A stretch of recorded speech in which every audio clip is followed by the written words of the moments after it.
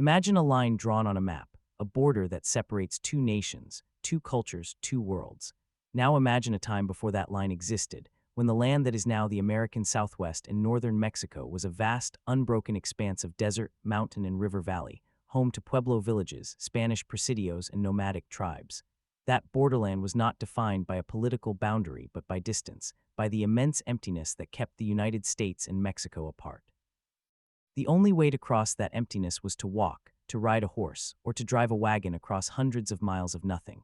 And then came a road, not a paved highway, not a modern interstate, but a dusty, rutted track carved by hooves and wheels and the sheer will of men who saw opportunity in the unknown. That road was the Santa Fe Trail, and it changed the borderlands forever. Before the trail, the Missouri River town of Franklin was the edge of the American frontier. Beyond it lay 1,000 miles of prairie, then the Rocky Mountains, then the deserts of New Mexico, and finally the distant city of Santa Fe, the capital of a Mexican province that had only recently won its independence from Spain. The people of Santa Fe had been cut off from the outside world for centuries.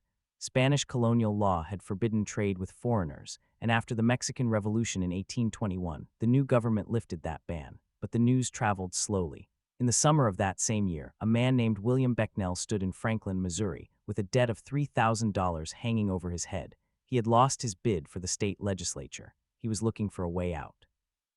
And he had heard whispers about a market in Santa Fe, where American goods were scarce and prices were high.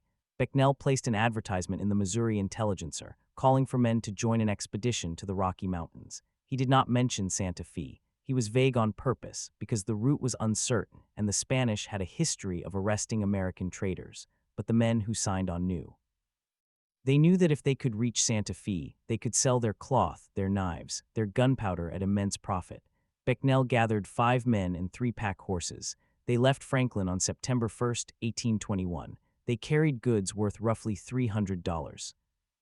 It was a gamble that would rewrite the history of the borderlands. The first leg of their journey followed the well-known Missouri River Valley. They crossed into land that belonged to the Osage and Kansa tribes.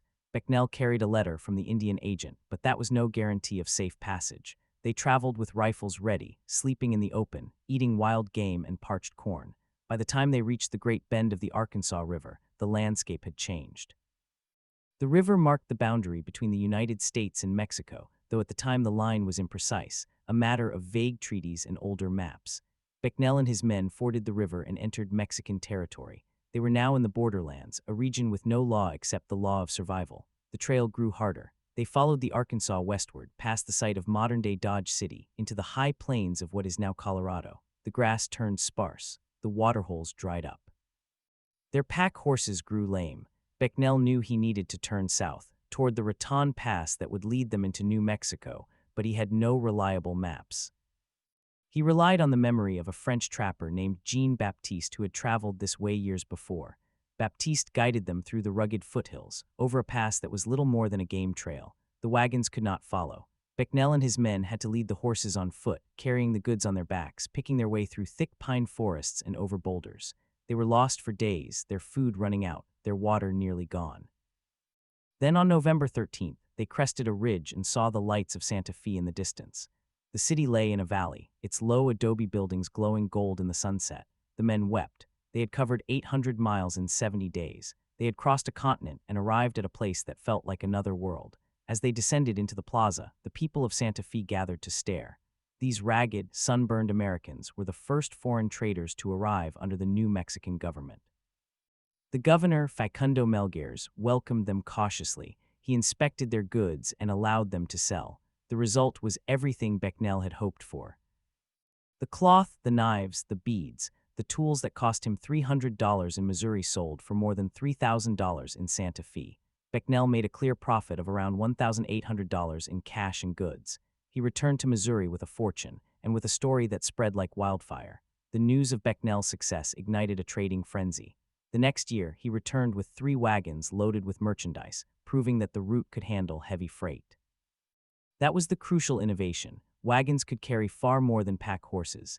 Becknell found a new route that avoided the difficult Raton Pass, instead taking a more direct path across the dry Cimarron Desert, a shortcut that saved 100 miles but demanded immense risk. There was no water on the Cimarron Cut for 60 miles. Wagons broke down, men died of thirst. but the route was shorter, and for traders in a hurry, it was worth the gamble. Within a decade, the Santa Fe Trail was a well-worn highway. Caravans of 100 wagons or more left from Missouri each spring, loaded with textiles, hardware, and paper. They returned in the fall with silver, gold, mules, and furs. The trail transformed the borderlands. Santa Fe, which had been a sleepy provincial capital of perhaps 4,000 people, suddenly became a bustling trade center. Mexican merchants from Chihuahua and Sonora came north to buy American goods. The trail brought not only merchandise but ideas, languages, and people. American traders settled in Santa Fe and married into local families. They learned Spanish, adopted Mexican customs, and became part of the social fabric. The borderlands became a meeting point, a place where two cultures mixed in ways that had not happened before. The trail also brought conflict. Mexican authorities worried about American influence, about the erosion of their sovereignty. The United States government saw the trail as a lifeline to the West, a pathway for expansion. The borderlands were no longer an empty buffer zone. They were a strategic prize. In 1846, the United States went to war with Mexico. The Santa Fe Trail became a military highway. General Stephen Kearny marched his Army of the West along the very same route that Bucknell had pioneered 25 years earlier. When Kearny reached Santa Fe, he claimed the city for the United States without firing a shot. The Mexican governor fled, and the American flag was raised over the plaza. The borderlands had changed again, this time forever. The Treaty of Guadalupe Hidalgo, signed in 1848, made the Rio Grande the new international boundary. The trail that had been a trade route between two countries became a route within one country, but the people who lived along it were now divided by a line that had not existed before. Towns that had been Mexican became American. Families were split. The borderlands were redefined. The Santa Fe Trail continued to operate for another 30 years, until the railroad reached Santa Fe in 1880, rendering it obsolete. But by then, the road had already done its work. It had opened the Southwest to settlement, to commerce, to conquest. It had connected the heartland of the United States to the Pacific and to Mexico. It had introduced thousands of Americans to a land of adobe churches and chili peppers and piñon pines. And it had created a legacy that persists to this day in the towns, the highways, and the culture of the borderlands. But there is another story, one that is often overlooked. The trail did not just change the lives of white traders and Mexican merchants. It changed the lives of the native peoples who had lived in the borderlands for centuries. The Comanche, the Apache, the Navajo, the Pueblo, they all watched this ribbon of movement appear across their lands. Some saw opportunity. They raided the caravans for horses and goods. Others sought trade. They exchanged buffalo robes and captives for guns and ammunition. The trail brought new weapons, new diseases, and new pressures into their world.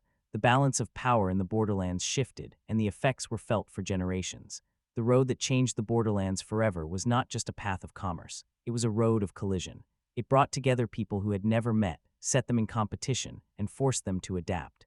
It transformed a region that had been defined by isolation into a crossroads of empires. And in that transformation, something was lost and something was gained. The borderlands became a place of blending and of conflict, of exchange and of exploitation. The road did not create that reality, but it made it inevitable. Now imagine standing at a point on the Santa Fe Trail today. The wagon ruts are still visible in some places, worn into the earth by thousands of iron-shod wheels. The grass has grown over them, but the scars remain. You can stand there and feel the wind, the same wind that Bucknell felt, that the traders felt, that the soldiers felt. You can look out across the plains and see how empty it all still seems, even though the world around it has changed so much. The road is quiet now. The caravans are gone.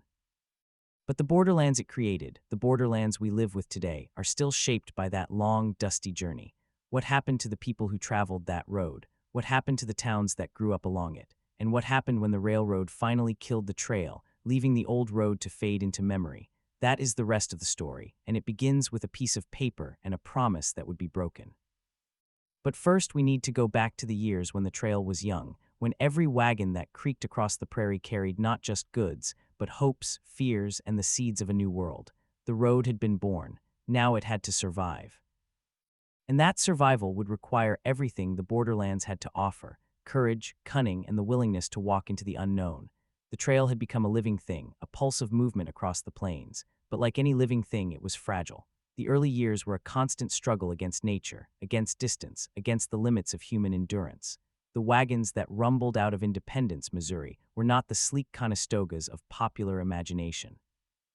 They were heavy, rugged freight wagons called Murphy wagons or Pittsburgh wagons, built to carry 2 to 3 tons of cargo. Their wooden wheels were banded with iron, and they groaned under the weight of bales of calico and bolts of broadcloth, barrels of whiskey and sacks of coffee, boxes of hardware and crates of glassware. The men who drove them were a rough assortment of frontiersmen, failed farmers, runaway clerks, and young men with dreams of fortune. They called themselves traders, but they were also gamblers, betting their lives against the odds of the trail. The caravans assembled in the spring, usually in May, at a place called the Council Grove, a grove of oak trees about 150 miles west of Independence. There, the traders would organize into a single train, elect a captain, and establish rules of conduct.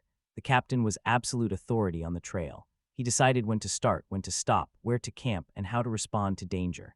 Disobedience could mean expulsion from the train, a death sentence on the open prairie. The wagons formed a long column, sometimes stretching a mile or more, with the most valuable goods placed in the middle. Each wagon had a team of 8 to 12 mules or oxen, and each team needed a driver, often a man on horseback or walking alongside, cracking a whip and shouting at the animals. The pace was slow, rarely more than 2 miles per hour, and the days were long, from dawn until dusk, with only a brief stop for a midday meal. The first weeks of the journey were through the tall grass prairies of Kansas, where the grass grew higher than a man's head and the horizon seemed infinite. The traders passed by the villages of the Kansa and the Osage, peoples who had been displaced by the advancing frontier but still held to their lands. Sometimes the tribes came to trade, offering horses and buffalo robes for cloth and knives. Sometimes they came to steal, and the traders had to post guards day and night. The trail was never safe. It was a corridor of opportunity for everyone, including those who lived by raiding. The Comanche, who controlled the southern plains, were the most feared. They were the finest horsemen on the continent, and they had no love for the Americans. The Comanche saw the wagons as intruders, as threats to their hunting grounds. They attacked when they could, taking scalps and livestock, vanishing into the emptiness as quickly as they had appeared. But the traders also learned to negotiate. They carried presents for the chiefs, tobacco and vermilion and blue beads. They paid tribute in some places, a kind of unofficial toll to pass through Comanche territory. It was a delicate dance, one that required nerve and diplomacy. Some traders became fluent in Comanche Sign Language. Others took Comanche wives, forging kinship ties that smoothed the way for future caravans. The trail was not just a line on a map. It was a network of relationships, of favors and debts, of grudges and alliances. The traders who survived were those who understood that the land was not empty, that it was filled with people who had their own claims and their own ways. The most dangerous part of the journey was the Cimarron Desert, the shortcut that Becknell had pioneered. It was a 100-mile stretch of barren scrubland, covered with sand and sagebrush, where the only water came from the Cimarron River, a trickling stream that often disappeared underground. Traders called it the Jornada del Muerto, the dead man's journey, and they dreaded it. The wagons had to carry enough water for the animals, which meant canteens and barrels strapped to every available spot.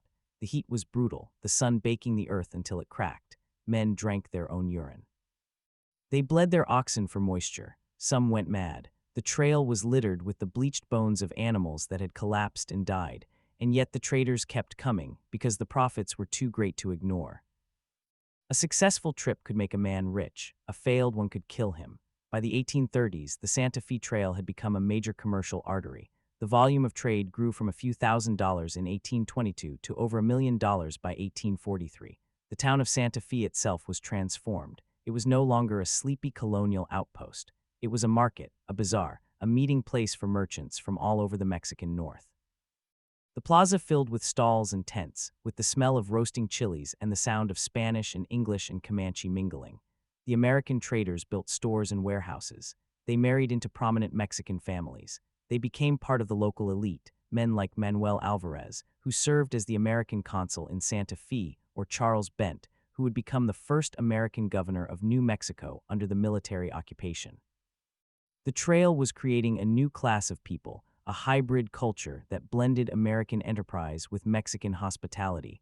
But the trail also brought tensions. Mexican authorities were suspicious of American intentions.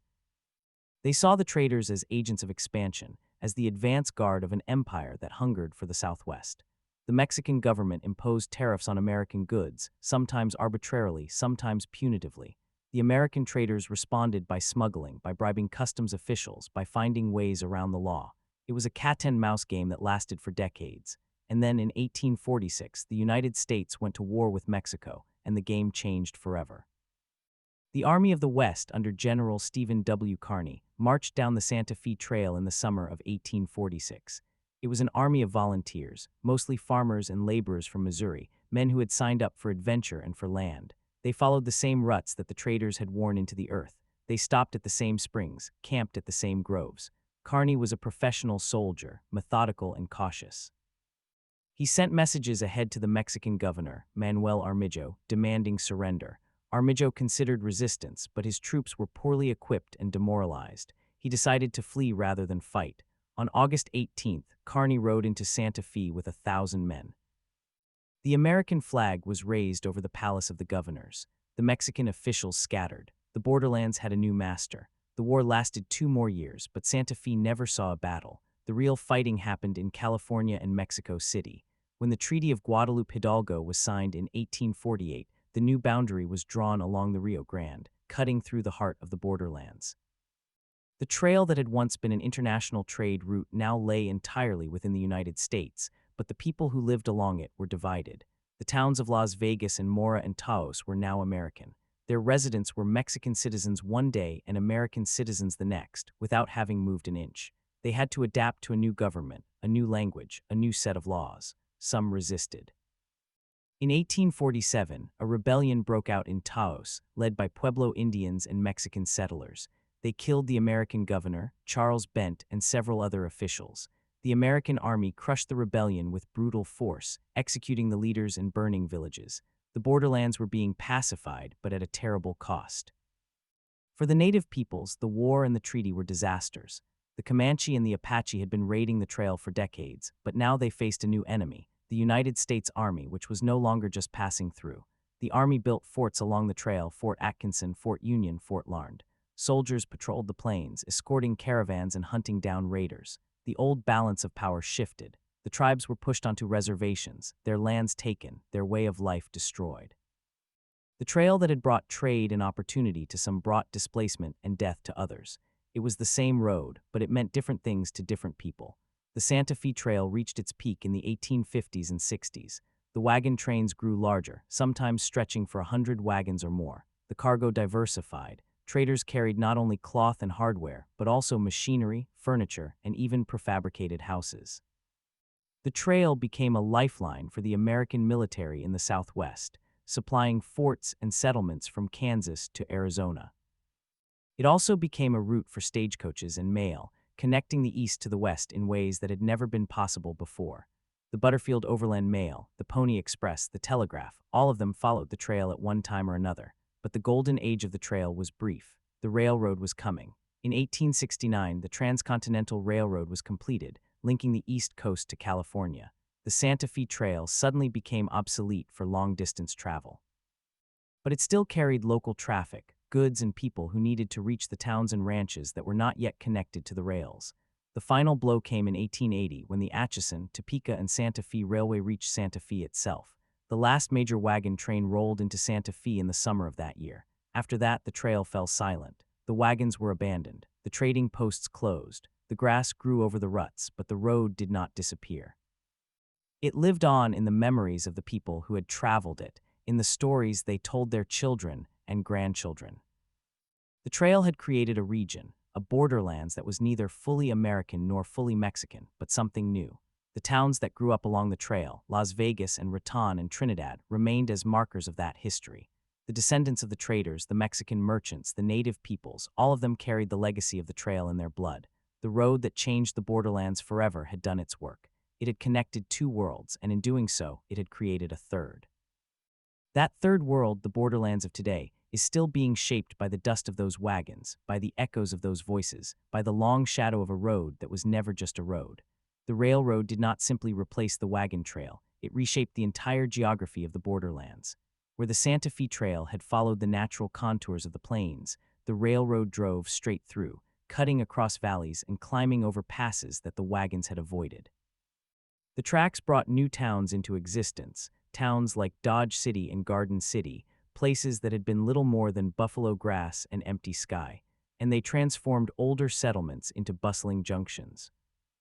Las Vegas, New Mexico, which had been a sleepy village of adobe houses and placid plazas, suddenly found itself at the center of a rail network. The trains arrived with a roar of steam and a clang of iron, bringing passengers from Chicago and St. Louis, bringing mail that had once taken weeks to arrive, bringing fresh produce and manufactured goods that had never been seen in the high desert. The plaza where traders had once haggled over calico and silver now echoed with the shouts of porters and the hiss of locomotives. The old world was giving way to the new, but the borderlands did not simply become Americanized overnight. The people who lived there, the Mexicanos, as they called themselves, held onto their language and their customs with a stubborn pride that surprised the Anglo newcomers. They continued to build in the old style, with thick adobe walls that kept the heat at bay and courtyards that sheltered families from the dust. They continued to speak Spanish in the streets and in their homes, even as English became the language of commerce and government. They continued to celebrate their saints' days with processions and music, even as Protestant missionaries tried to convert them. The borderlands became a place of two worlds living side by side, sometimes in harmony, sometimes in tension. The trail had opened the door, but the railroad brought a flood of change that could not be stopped. The town of El Paso, far to the south of the old trail, became the new gateway to the borderlands. Where Santa Fe had been the terminus of the wagon trade, El Paso was the railroad hub that connected the American Southwest to the Mexican interior. The Rio Grande, which had once been a vague boundary line, now became a hard border, policed by customs agents and immigration officers. The river itself was a fickle thing, shifting its course with every flood, but the border was fixed, drawn on maps and enforced by law. The people who lived along the river, the Tejanos and the Chihuahuans, found themselves divided by a line that made no sense to them. Their families had owned land on both sides for generations. Their ancestors had crossed the river without thinking twice. Now they needed papers. They needed permission. The border was becoming a wall, invisible but real. In the decades after the railroad, the borderlands experienced a wave of violence that echoed the old Comanche raids. The Apache Wars continued into the 1880s, with leaders like Geronimo leading desperate campaigns against the relentless advance of the American army. The Apache had never been traders on the Santa Fe Trail. They had been raiders, striking at the wagons and then vanishing into the mountains. But the railroad and the forts that accompanied it made their traditional way of life impossible. Their hunting grounds were cut by tracks, their water holes were guarded by soldiers, their people were forced onto reservations. Geronimo surrendered for the last time in 1886, and with his surrender, the era of native resistance in the borderlands came to an end. The trail that had once been a corridor of commerce became a symbol of conquest. The land that had been home to countless generations was now divided, fenced, and owned.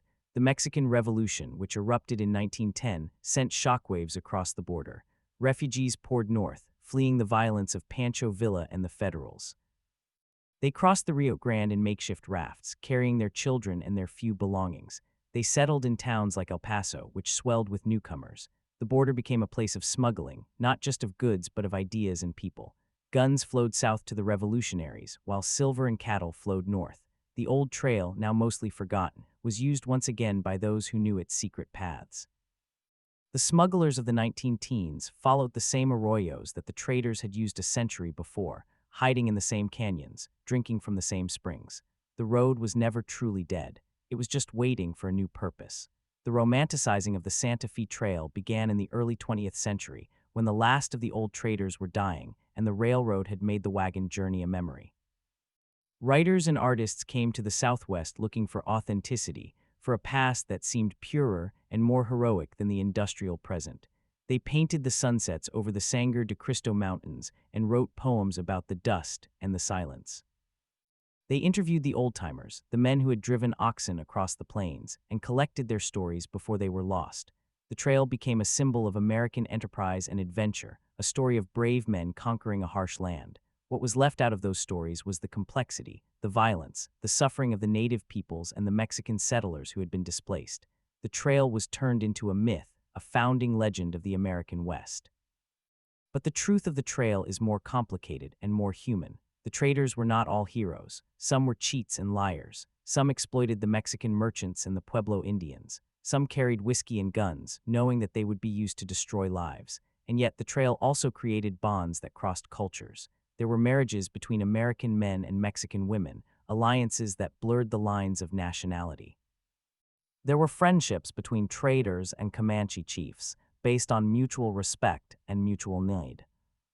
There were moments of kindness, when a wagon train would share its water with a starving band of Apache, or when a Mexican family would take in a lost American traveler and nurse him back to health.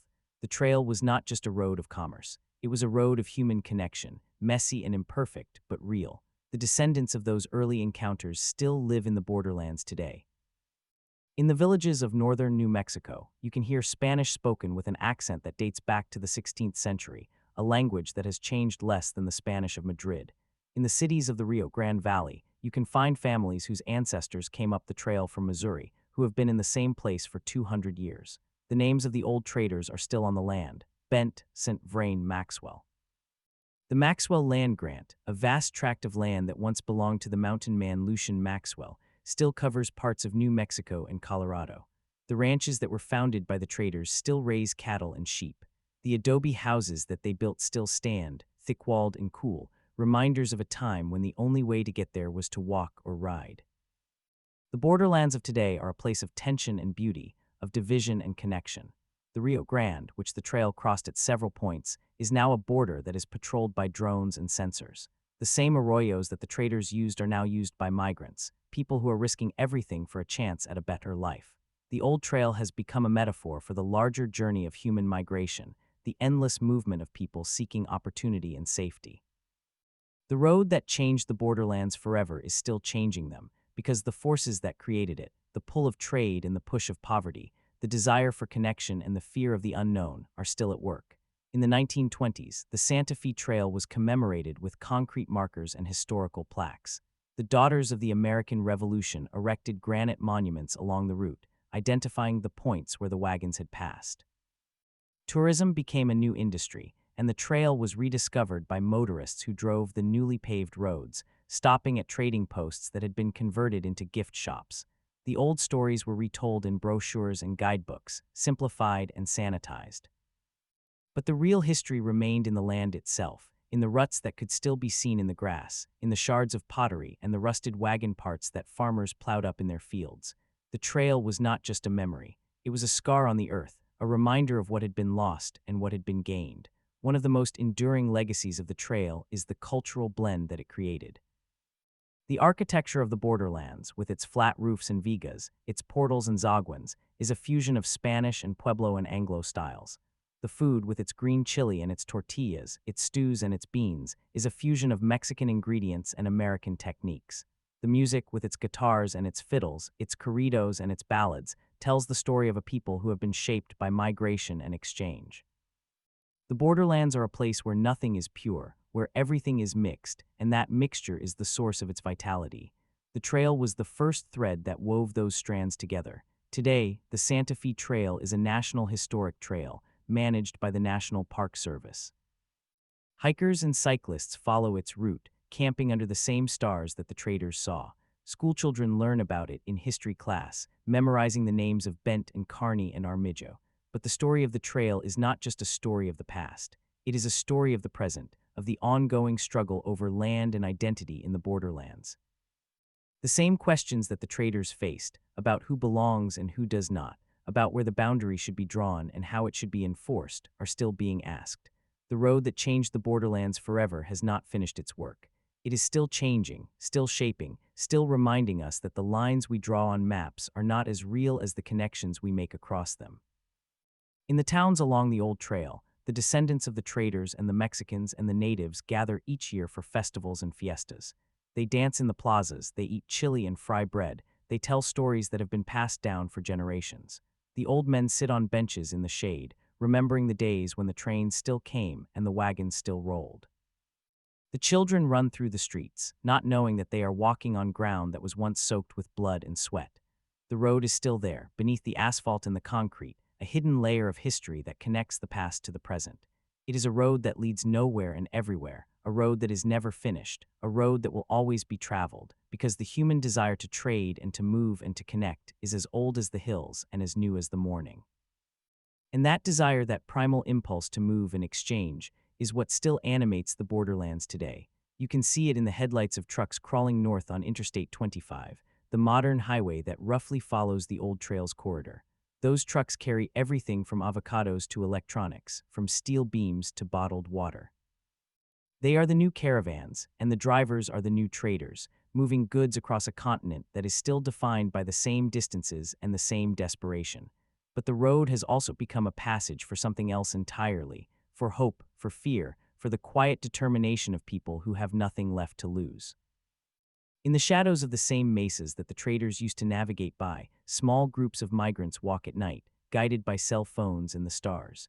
They carry water bottles and backpacks, and they follow the same arroyos that once echoed with the crack of ox whips. The trail has not changed. Only the travelers have. One such traveler was a woman named Rosa, who crossed the border near El Paso in the summer of 2019. She had come from a small village in Chiapas, where the coffee crops had failed and the violence had become unbearable. She had heard that there was work in the north, in the orchards of Washington and the meatpacking plants of Nebraska. She had a cousin in Denver who promised her a place to stay. So she sold her few possessions, said goodbye to her children, left them with her mother, and began the long journey. She traveled by bus and by foot, by freight train, and by the kindness of strangers. When she reached the border, she paid a coyote to guide her across the desert. The coyote led her through the same canyons that the traders had used 2 centuries before, past the same rock formations that had been landmarks for the wagons. She walked for 3 days, hiding during the day and moving at night, until she reached a dirt road where a van was waiting. The road was unpaved, rutted, barely more than a track. It was the same road that had carried the first American goods into Santa Fe. Rosa did not know that history. She only knew that the road was taking her somewhere new and that she had to keep moving. Rosa eventually made it to Denver, but the journey did not end there. She found work in a greenhouse watering tomatoes, and she sent money home every month. She lived in a basement apartment with 4 other women, and she never stopped looking over her shoulder. The road had brought her north, but it had also taken something from her. She had left her children behind. She had left her language behind. Now she spoke only Spanish, and only when she was sure no one could hear. The trail had given her a chance, but it had also demanded a price.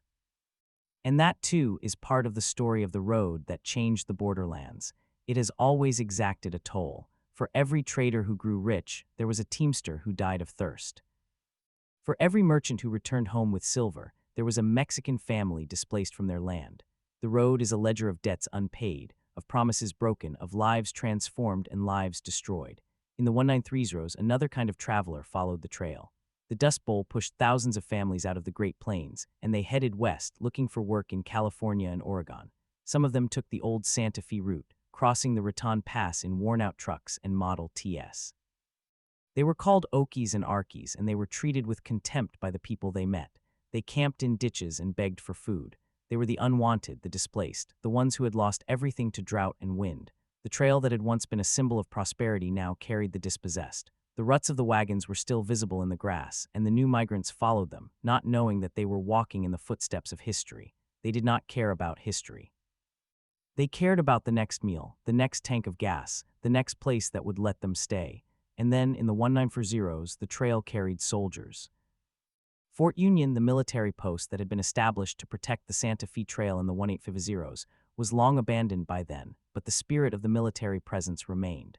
During World War II, the region became a training ground for troops heading to the Pacific.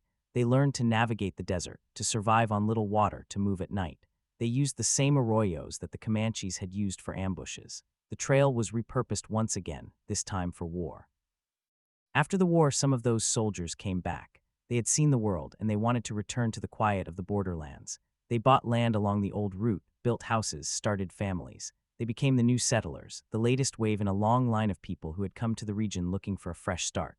The 1950s brought the interstate highway system, and with it a new kind of travel. The old 2-lane roads that had followed the trail were widened and straightened. Motels and gas stations sprang up at the crossroads. The towns that had once been stops for the wagons became exits on the highway, bypassed by the fast-moving traffic. Some of them withered. Others adapted, turning their historic districts into tourist attractions. In places like Las Vegas, New Mexico, not the gambling mecca, but the original Las Vegas, the old plaza became a showcase of Victorian architecture, a reminder of the wealth that the trail had brought. The railroad depot still stood, but the trains no longer stopped. The trail had become a memory, a line on a map, a chapter in a book, but the memory was not passive. It was alive in the stories that grandmothers told to their grandchildren. in the recipes that had been passed down through the generations, in the songs that were sung at weddings and funerals. One of those stories was about a man named Juan de la Cruz, who had been a muleteer on the trail in the 1840s. He was known for his strength and his skill with animals, and he had made the journey from Santa Fe to Independence more than 20 times. He had seen the trail in its glory days, when the wagons were loaded with bales of wool and bars of silver. He had also seen its decline, when the railroad made his job obsolete. In his old age, he would sit on the porch of his adobe house in the village of Tecolote and tell anyone who would listen about the dust and the wind, about the nights when the wolves howled and the stars were so bright you could read by them. He died in 1905, but his great-grandson, also named Juan, still lives in the same house. The house is 150 years old, with walls 3 feet thick and a roof made of vigas that were cut from the forest when the trail was still new. The younger Juan is a carpenter now, and he sometimes finds things when he repairs the walls: a piece of flint, a rusty nail, a fragment of a clay pipe. He does not throw them away. He keeps them in a box under his bed, and he tells his own children that these are the pieces of history that cannot be bought or sold. The box under the bed is a metaphor for the entire region. The borderlands are full of hidden histories, of things that were buried and forgotten, of stories that were never written down. The trail itself is like that box. It contains the fragments of all the lives that passed along it, all the dreams and disappointments, all the violence and the tenderness. To walk the trail today is to walk through a museum of ghosts. You can feel them in the wind that blows across the plains, in the silence of a canyon at dusk, in the sudden chill that comes when the sun goes down behind the mountains. The ghosts are not frightening. They are simply present, like the dust that settles on your boots, like the memory of a song you cannot quite recall. In the 1970s, a movement began to protect what was left of the trail. Historians and archaeologists mapped the route, identified the campsites, the river crossings, the places where the wagons had forded the Arkansas River. They found the remains of trading posts, the foundations of forts, the graves of those who had died along the way.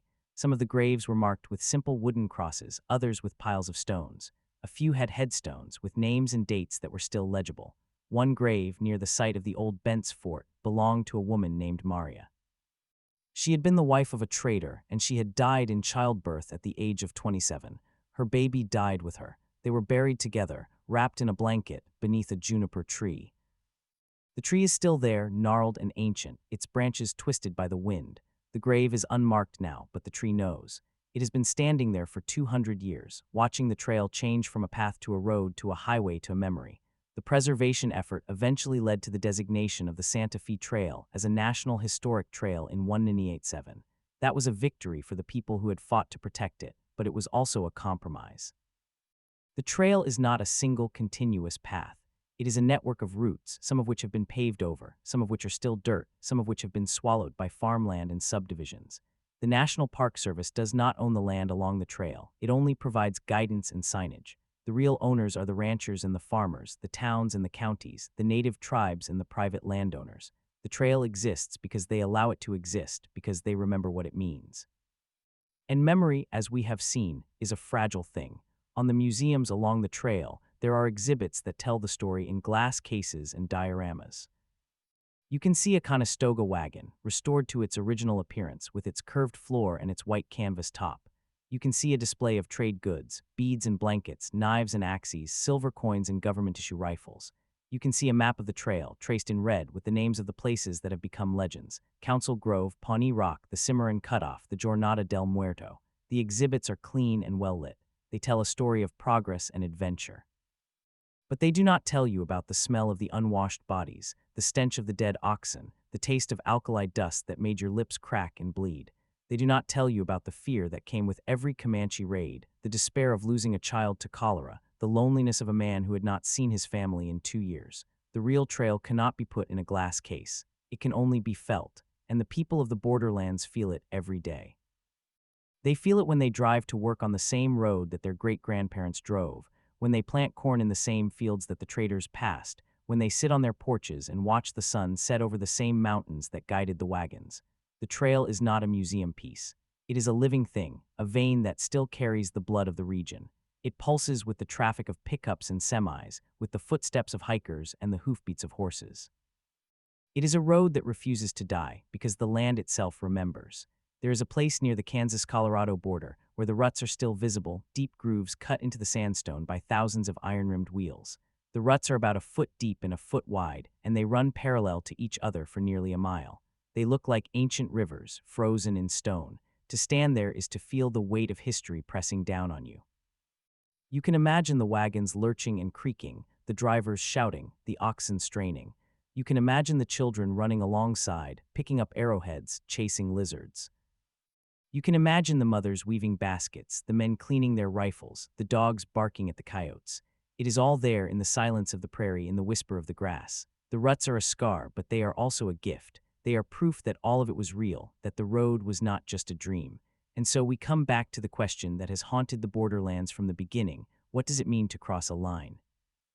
The traders crossed the line between the United States and Mexico, between the Anglo world and the Hispanic world, between the settled East and the Wild West. They did it for profit, but also for curiosity, for adventure, for the simple human need to see what was on the other side. The migrants who cross today do it for the same reasons, and for reasons that are even more desperate. The line is still there. It has become more rigid, more guarded, more lethal. But the road is still there too, and the road does not care about lines. The road only knows how to connect. In the years since the trail was designated a National Historic Trail, there have been efforts to reunite its fragmented segments, to create a continuous pathway that hikers and cyclists can follow. It is a noble ambition, but it may never be fully realized. The modern world has done too much damage. Highways cut across the route, and private property blocks access. The trail, like the borderlands themselves, is a patchwork of broken pieces, and yet people still try. They walk the parts that are open, and they dream of the parts that are not. They carry maps and GPS devices, but they also carry something older, a sense of direction that comes from the land itself, from the shape of the hills and the flow of the rivers. They are following the same instincts that guided the traders, the same magnetic pull that draws all travelers toward the unknown.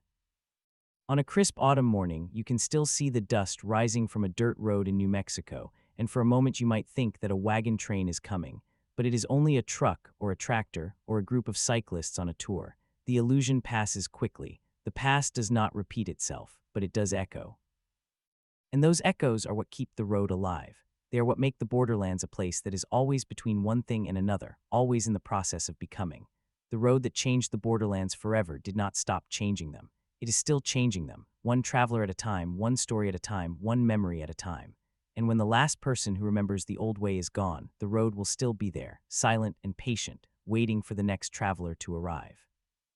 And yet, as I stand here on the edge of a field in eastern Colorado, watching a hawk circle above the same sky that once witnessed the passage of 1,000 wagons, I realize that the waiting is not passive.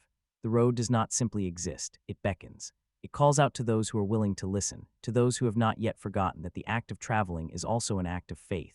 Every year, a handful of people make the journey by foot or by horseback, retracing the original route as best they can. They are not reenactors, not tourists in costume. They are pilgrims of a sort, seeking something that cannot be found in a museum or a history book. They walk because they need to know in their bones what it meant to cross that line. One such pilgrim was a man named Thomas, whom I met at a small diner in Las Vegas, New Mexico, not the Las Vegas of neon and slot machines, but the old one, the one that sprang up as a trading post along the trail.